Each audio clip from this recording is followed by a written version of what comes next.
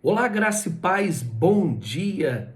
Que Deus abençoe a todos vocês que estão no desafio de ler a Bíblia em um ano. E nós vamos chegar lá.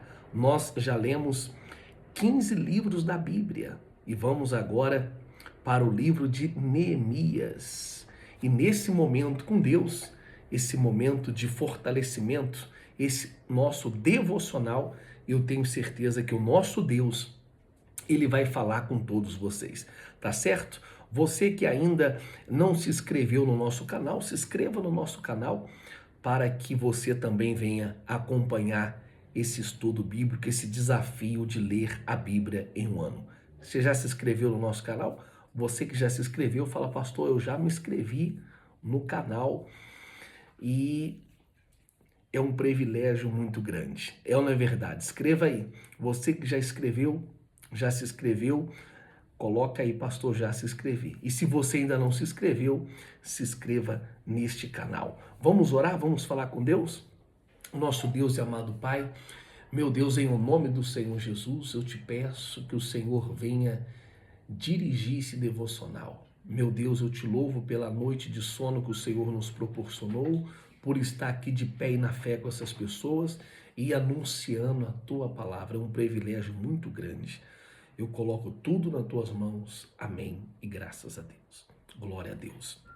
Então vamos lá, terminamos o livro de Esdras e o livro de Esdras nós estávamos falando da reconstrução do templo, aonde eles se uniram para a reconstrução do templo. Agora nós vamos falar de Neemias. No capítulo 1, Neemias era o copeiro do rei da cidade de Suzã. Então, do versículo 1 ao versículo 4, gostaria que você viesse ler atentamente, com muita atenção, que a Bíblia fala que ele era o copeiro do rei da Pérsia, Artaxerxes. Esse é o nome, né? Então, ele vai receber a notícia de Anani, que sobre a destruição de Jerusalém e o sofrimento dos seus habitantes, né? Então, ele recebe esta notícia, ele lembra quando eu falei que Nabucodonosor ele invadiu Jerusalém pela segunda vez? Quando nós estávamos falando aqui no livro de Esdras, então, pela segunda vez, ele destrói todas as cidades, ele levou o povo cativo, e quem ficou ali ficou completamente na miséria, né? E agora Neemias, que era o copeiro do rei, vivendo uma vida maravilhosa, não faltava nada para ele, comia bem, dormia bem, se vestia bem, morava no castelo, vivendo uma vida maravilhosa. Ele recebe essa notícia, né? Que os seus irmãos estavam, desde a invasão da Babilônia, de Nabucodonosor, até este momento, já tinham se passado aí 70 anos que o povo estava naquela situação de miséria, de humilhação. Então, agora ele recebe esta notícia e eu gostaria que você viesse se atinar para isso, que ele fica perturbado. No versículo 4, e nós vamos te ensinar algo aqui muito glorioso. Aqui no versículo 4, olha o que diz as escrituras sagradas aqui no versículo 4. Quando ouvi estas coisas, sentei-me e chorei. Passei dias lamentando e jejuando e orando ao Deus dos céus. Então, quando ele recebeu esta notícia que o povo estava completamente na miséria, sofrendo, ele chorou, ele lamentou. Mas deixa eu te ensinar algo aqui isso vem da parte de Deus. Eu quero que você venha guardar isso no seu coração. Quando ele recebeu aquela notícia, ele se abalou. Mas qual foi a postura? Qual foi a postura dele? Então, ele vai ficar abalado? Sim. Tem notícias que nós recebemos, tem situações da nossa vida que nos deixa assim abalados. Por quê? Nós somos seres humanos. Então, ele Vai se lamentar? Sim, tem coisas que nós nos lamentamos. Sabe por quê? Porque nós somos seres humanos. Mas o que que Neemias ele vai fazer quando ele recebe aquela notícia ruim que ele lamentou, ele chorou, abalou ele? Mas o que que ele vai fazer, pastor? Ele vai orar e ele vai jejuar. Diante daquele cenário, diante daquela situação, diante daquele problema, ele vai orar e jejuar. E eu quero te ensinar uma coisa: não há problema, não há situação difícil, nada pode deter um homem e uma mulher de oração, porque nós ficamos sim abalados com a notícia. É o momento da situação que nós ficamos, abalados. Mas o problema é você ficar abalado e não se lembrar de Deus e não se posicionar. Esse é o problema. Mas quando você se coloca em posição, quando você vai buscar Deus, quando você abre um jejum, e ali, quando ele fez isso, ele se voltou para Deus. Ele se posicionou. A oração e o jejum são as armas poderosas para mudar qualquer realidade da minha vida e da sua, da nossa vida. Que venhamos ser pessoas de oração. Coloca o relógio para despertar de madrugada. Vamos orar de madrugada. Vamos orar pela manhã, no amanhecer do dia. Vamos se dedicar na oração, porque o mal ele quer nos oprimir. Se a gente olhar a realidade da nossa vida, nós vamos ficar abalados, preocupados, nós vamos murmurar.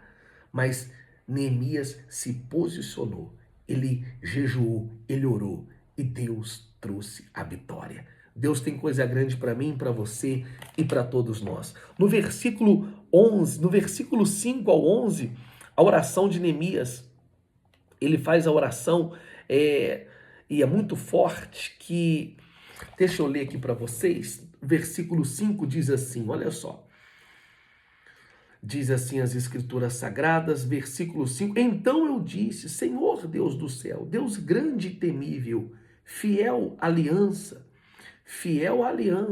e misericordioso com os que te amam e obedece os teus mandamentos. Que os teus ouvidos estejam atentos e os teus olhos estejam abertos para a oração que o teu servo está fazendo diante de ti. Então ali ele clamou a Deus de todo o coração e ele confessou os pecados da nação. Ele se colocou no lugar daquelas pessoas, ele se humilhou. Então, muitas das vezes, nós oramos só por nós mesmos e esquecemos de orar pelas pessoas. Sabia que uma coisa que eu tenho aprendido esses dias nós no monte, nós estávamos orando pelos nossos companheiros.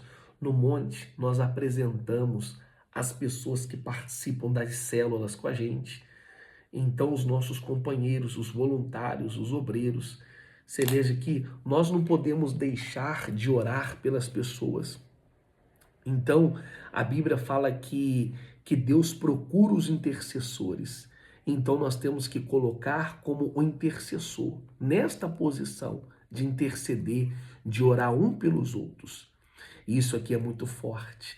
Então, Neemias, o pecado não era dele, mas ele se identificou, ele estava vendo e ouviu que a cidade estava em destruição, em terrível miséria. Sabe por quê? Por conta do pecado. Jerusalém foi destruído por conta do pecado. E Neemias, ele sabia disso. Então Neemias, ele se colocou no lugar daquelas pessoas e ele clamou a Deus. Então a oração, a confissão dos pecados trouxe a restauração. Isso é muito forte. Lá no livro de Jeremias, que nós vamos chegar lá, nós vamos falar mais acerca disso, né? Então, isso é muito forte, porque ele se apegou nessa promessa. Porque Deus fez uma promessa para Jeremias, e qual foi a promessa que Deus fez para Jeremias? Que restauraria o povo, que restauraria a nação, que traria de volta o seu povo. Então, Neemias, ele se agarrou na palavra de Deus, na promessa de Deus. Ele se agarrou com toda a força. Então, o próprio Deus que tinha liberado essa profecia. Então, nós não precisamos de muita coisa. Nós precisamos só de agarrar na palavra de Deus, se apegar a ela e orar na palavra e confiar em Deus, porque fiel é aquele que fez a promessa. E aquilo que Deus, ele prometeu, ele vai cumprir. Você pode ter certeza absoluta disso. E eu declaro e eu profetizo a bênção de Deus na sua vida. Vamos então para o capítulo 2. O capítulo 2 fala aqui que Neemias em Jerusalém tem a liberação do rei. Do versículo 1 ao versículo 8, 4 meses de oração. Então ele recebe a permissão para a reconstrução da cidade. Lembrando que Esdras, você sabe que cada um faz um pouco. Esdras, ele levantou um povo para a reconstrução do templo. E aqui fala que Neemias foi a reconstrução de toda a cidade, né? Isso é algo glorioso. Do versículo 9 ao versículo 16, então, ele vai aqui inspecionar de uma forma secretamente os muros. Ele vai ver as portas, que eram 12 portas, e ele vai ver tudo isso à noite. Ele vai olhar tudo que precisa ser reconstruído, restaurado. Então, aqui ele vai revelar os planos só depois que ele avaliar tudo. Então, não é alguém que chegou empolgado. Você sabe que a empolgação é boa. Um tempero de empolgação é bom, mas uma pessoa completamente empolgada, uma hora a empolgação vai embora. Então Neemias não estava apenas empolgado, ele estava na fé, uma fé total.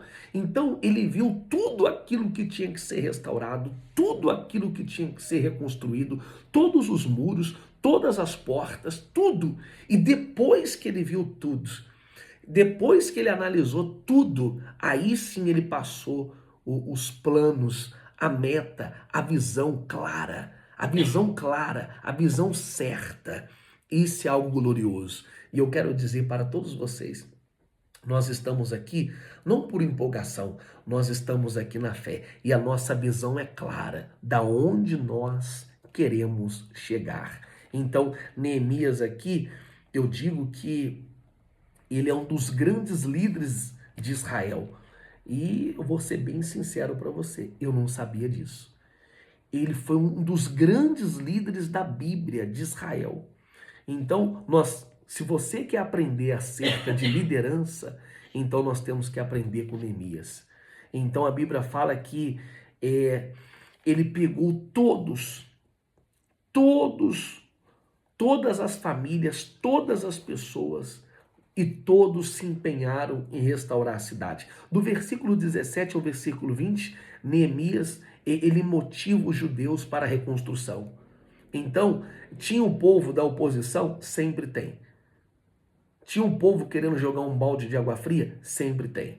Tem um povo querendo jogar cal na sua fé? Sempre tem. Mas o povo estava na fé. Os vizinhos queriam jogar um balde de água fria, zombavam, mas Neemias estava na fé. Então, a gente vê aqui como viu a reconstrução do templo.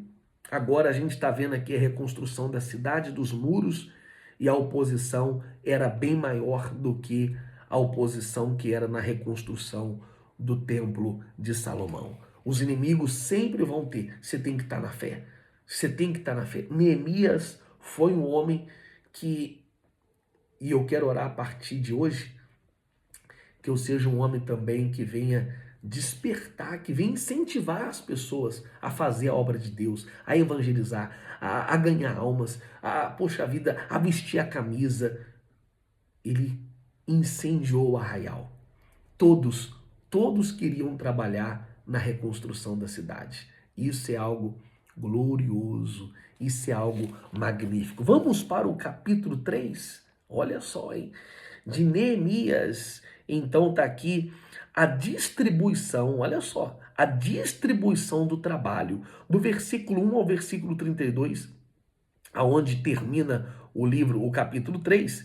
Então vai mostrar aqui o envolvimento comunitário, o envolvimento de todos. Eu, como pastor, queria eu que todos fossem voluntários, queria eu que todos fossem líderes de células, queria eu que todos abrissem a porta da sua casa para ter uma célula. Mas nem todos querem. Mas aqui, Neemias era um líder nato. Neemias era um líder extraordinário. A Bíblia fala do envolvimento de todos. Todos se envolveram. Eles se envolveram, o envolvimento comunitário para a reconstrução dos muros de Jerusalém. Então, ele consegue envolver aqui todas as famílias, pequeno, grande, pessoas importantes, pessoas simples, jovens e idosos. Como que pode, né? Isso, eu chamo isso de unção de Deus. Ele envolveu todos. Está aqui, por isso que ele foi um líder nato. Esse é um princípio de um líder. E a Bíblia fala que foram os sacerdotes, os perfumistas, os cantores, todos participando da reconstrução do muro. Ó Deus, abençoa essa obra aí, Envia a Nação dos Vencedores, que todos venham vestir a camisa, que todos venham estar nessa fé. Isso é algo glorioso, né? Então, eram 12 portas que cercava a cidade, ó, e mãos à obra, e todo mundo trabalhando. Mas eu vou falar aqui uma coisa daqui a pouco, que é muito forte também, que eu aprendi muito aqui, né? Então, era 12 portas a ser restauradas, então, e eles foram, a colaboração, a dedicação, os trabalhadores, tudo, apesar das ameaças, das zombarias, dos levantes, da oposição, o povo estava ali, da perseguição, de tudo mais. Esses continuavam firmes num só propósito e numa só fé. Amém? E aqui no versículo 5, vamos ler aqui no versículo 5 do capítulo 3, olha o que diz aqui. Versículo 5, o trecho seguinte foi reparado pelos homens de Tecoa.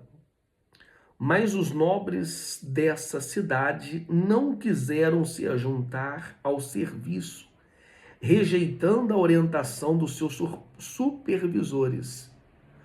Amém? Então, sempre o povo dessa cidade aqui de Tecoa, eles não quiseram, não, a gente não quer se envolver com isso não. A gente não quer se envolver com essa reforma, a gente não quer fazer isso, nós não vamos fazer isso. Amém? Graças a Deus. Eu quero dizer que a maioria das famílias se envolveram, mas sempre tem alguém que não quer. A obra não parou por causa dessas pessoas que não quiseram. Então a obra não parou. A obra não pode parar porque 1, 2, 3 não quer. A obra não pode parar porque 1, 2, 3, 4, 5, 6 saíram. Ah, eles saíram. Ah, eles não querem. Amém. A obra tem que continuar. E graças a Deus sempre eu tive essa visão. Não é porque 2, 3 não quer, porque eu vou abrir mão. Não, sempre tem pessoas que querem. Essa família aqui, eles não quiseram. Então, muitas das vezes nós colocamos os olhos naquelas pessoas que não querem nos ajudar. Então, se aquela pessoa não quer, a gente vai ficar triste? Vai. A gente vai se entristecer? Vai. Mas a vida que segue, o propósito de Deus tem que continuar. Quantas pessoas que passaram comigo só uma fase da minha vida? Eu continuei, eu estou aqui até hoje. A Envia está de pé até hoje. Pessoas que passaram, ficaram lá 1 mês, 2, 3 meses, 5 meses, 7 meses, 1 ano, passou. Amém. Não é porque essas pessoas pararam, porque eu vou parar também. Porque muitas das vezes tem pessoas que colocam os olhos naquelas pessoas que pararam. Mas você tem que colocar os olhos naquela pessoa que está vestindo a camisa, que está fazendo acontecer. Sempre tem aquelas pessoas que estão vestindo a camisa, fazendo a coisa acontecer, andando de mãos dadas com você, fazendo o projeto se tornar realidade. Então são essas pessoas que estão envolvidas. É a grande maioria que está com você. Então coloca os teus olhos naqueles que querem fazer a coisa acontecer, que vai dar certo, que vai produzir, que vai fazer o milagre acontecer. Porque aquela que não quer, então nós não podemos, eu não posso gastar a minha energia com quem não quer nada com nada. Eu não posso gastar a minha energia com aquela pessoa que não quer, porque se aquela pessoa que não quer, nem Deus pode fazer nada por ela, quanto mais eu sou um homem miserável e pecador. Então, aquela família, eles não quiseram, mas a obra continuou de invento em polpa e Deus abençoou o líder Neemias. O líder Neemias. O muro da cidade foi reconstruído, a obra foi completa e Deus abençoou. Vou ficando por aqui, hoje demoramos mais um pouquinho, mas tudo para a honra e glória do nosso Deus. Tá certo? Eu te desejo uma terça-feira abençoadíssima e continue firme e forte, porque em um ano, nesse desafio, nós vamos ler a Bíblia. Um beijo no seu coração, que Deus abençoe a todos e até amanhã, nesse mesmo horário, nesse mesmo canal que você já se inscreveu. Deus abençoe a todos. Até mais.